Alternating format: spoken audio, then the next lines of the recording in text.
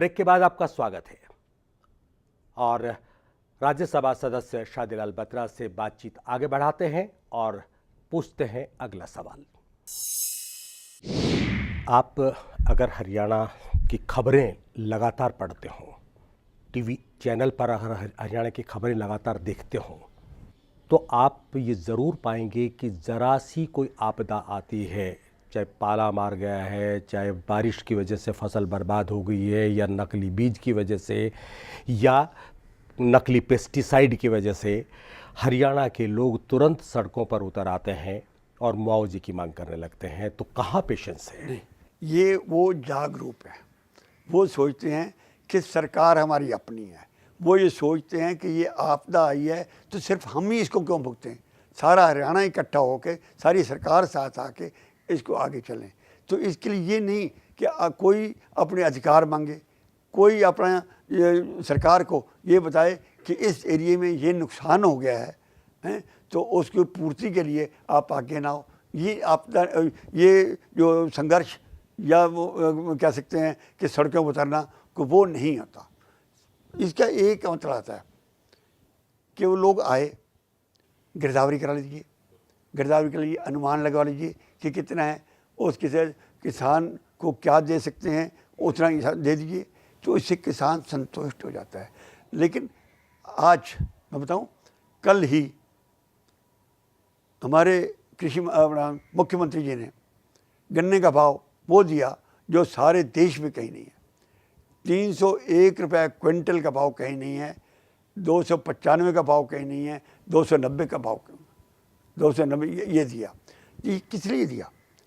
इसलिए दिया ना कि आज अगर हमें ज़रूरत है तो किसान को मोटिवेट करने के लिए, किसान को ये सोच देने के लिए कि आप गन्ने की काश्त करते हैं तो आपको ये भाव मिलेगा, और इस भाव के साथ 1 मिनट के लिए मैं चला कि आप कहेंगे इतनी शुगर मिलें कहाँ हैं, तो उसके लिए भी सोच रहे हैं खंड सारी यूनिट आ जाए।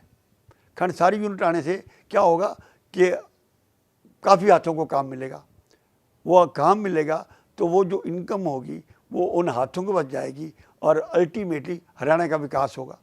एक स्कीम बनाने की है। आज हम ये सोच रहे हैं कि हरियाणा के हर हाथ को काम मिलना चाहिए, हरियाणा के हर लोग को शिक्षा मिलनी चाहिए, हरियाणा के हर आदमी को, चाहे वो महिला हो चाहे पुरुष हो, एक सोच मिलनी चाहिए कि हरियाणा के विकास के लिए उसका दायित्व क्या है और उसको आगे कैसे बढ़ना चाहिए। ये कर रहे हैं। बिल्कुल ठीक है। बाकी ये है कि हरियाणा में अगर तरक्की की रफ्तार देखी जाए, कम नहीं है, अच्छी तरक्की हुई है, सारी बात है, लेकिन किसान बड़ी मेहनत से अनाज उपजाता है, मंडियों तक जाता है, सरकार उसको प्रोक्योर भी करती है, पूरा दाम भी देती है, लेकिन अनाज की जो दुर्गति होती है मंडियों में, जो सड़ता है पड़ा हुआ, उसके लिए अभी तक कोई मुकम्मल बंदोबस्त नहीं हुआ, और ये समस्या आज से नहीं वर्षों से है। आप ये मानेंगे कि उसकी व्यवस्था पूरी करने के लिए ये सरकार अग्रसर है। कितने पिछले 1-1.5 साल में, 2 साल में कितने गोडाउन बने हैं, कितने कंट्रैक्ट दिए गए हैं? आप बताइए कितने बने हैं? मैं कितने टेंडर, मैं कहता हूँ कि मैं ये नहीं कह सकता कि 100% है, लेकिन इस साल के एंड तक 70 से 80% तक वो नहीं आएंगे, क्योंकि इस पर कई कारपोरेशन है, कई चीज़ें हैं। जो प्रजातंत्र है, प्रजातंत्र में कोई भी आदमी ऊपर उठ के किसी को इग्नोर करके आगे नहीं होता, लेकिन वो चल रहे हैं। तो आज हम ये कह सकते हैं कि हम उस दिशा में हैं कि किसान का जो मेहनत है वो ज़ाया ना हो। किसान की मेहनत सारे देश के लिए, हर गरीब आदमी के लिए उसके काम आए और आगे चले। मैं एक थोड़ा और आगे कर लीजिए इस बात को कि जो लोग मेहनत करके आगे आ रहे हैं, जो लोग ये चाह रहे हैं, उनकी एक सोच है, एक भावना है कि इस देश में रात को कोई भूखा ना सोए। बिल्कुल ठीक है, हैं? तो उसके लिए क्या कांग्रेस पार्टी नहीं थी जिन्हें फूड सिक्योरिटी मिल जाए? क्या ये नहीं था कि किसान की कीमत ना देकर औने पौने भावों पे ज़मीन अक्वायर होती थी? नहीं। क्या ये ज़रूरी नहीं था कि पारदर्शिता दिखाने के लिए RTI के एक्ट ला के दे दिया? ये कांग्रेस पार्टी की दे दिया। अपने खिलाफ कौन करता है? कहते नहीं है। नियत है पार्टी की, वो समय के हिसाब से तय होती है। चुनाव नजदीक आने पर ये फूड सिक्योरिटी बिल आया, इससे पार्टी की नीयत पर सवाल खड़े होते हैं। जोशी जी, ये सोच कब पैदा हुई, ये बिल कब आया, कब पार्लियामेंट स्टैंडिंग कमेटी हो गया, लोकसभा में कब पेश हुआ? अगर वो आपने डेट ले ली होती तो ये 2013 नहीं होता, बल्कि 2001 शुरू हुई थी फूड सिक्योरिटी बिल। जो पहले शुरुआत थी तो एनडीए के दिन थी, लेकिन उन्होंने काम नहीं किया था, बिल आया नहीं था।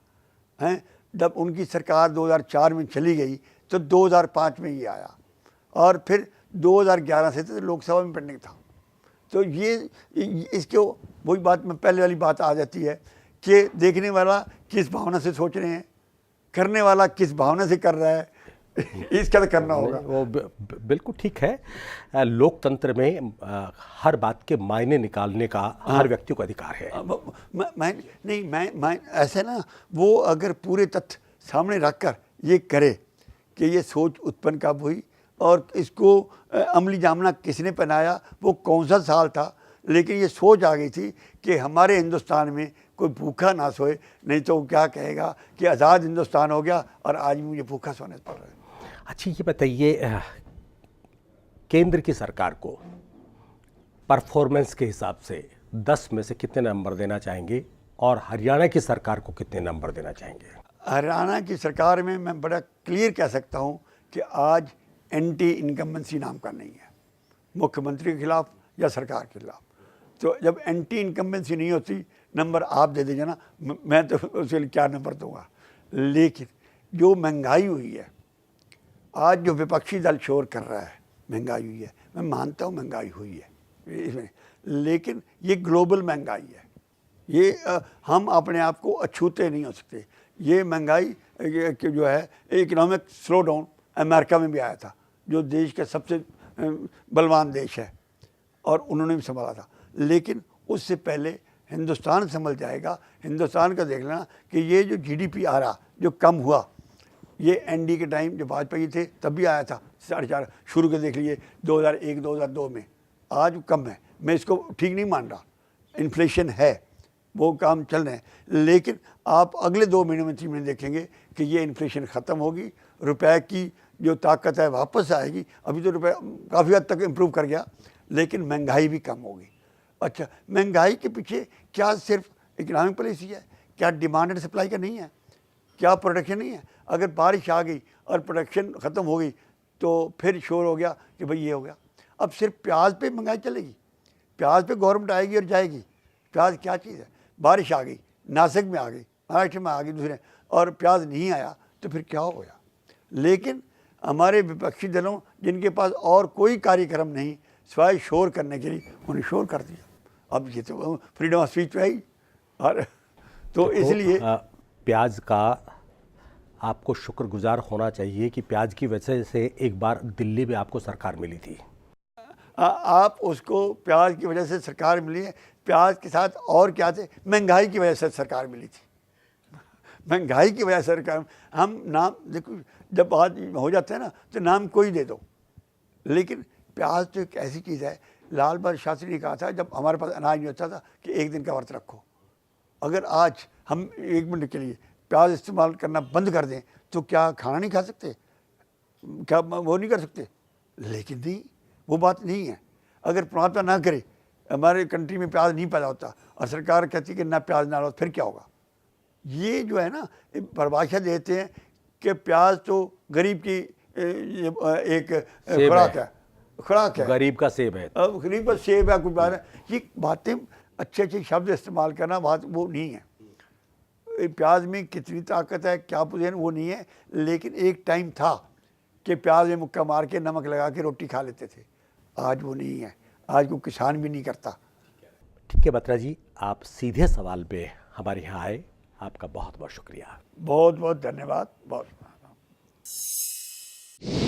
सीधे सवाल में आज इतना ही। अगले हफ्ते एक और शख्सियत से मुलाकात होगी, तब तक के लिए दीजिए इजाजत। नमस्कार।